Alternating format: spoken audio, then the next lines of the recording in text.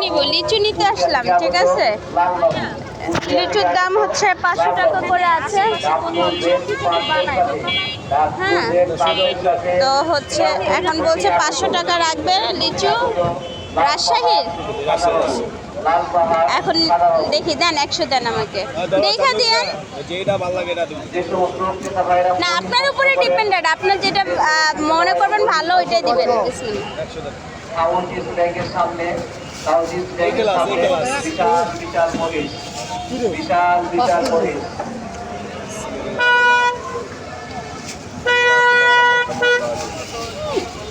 কোথায় জায়গা তো দিলাম ভাইয়া।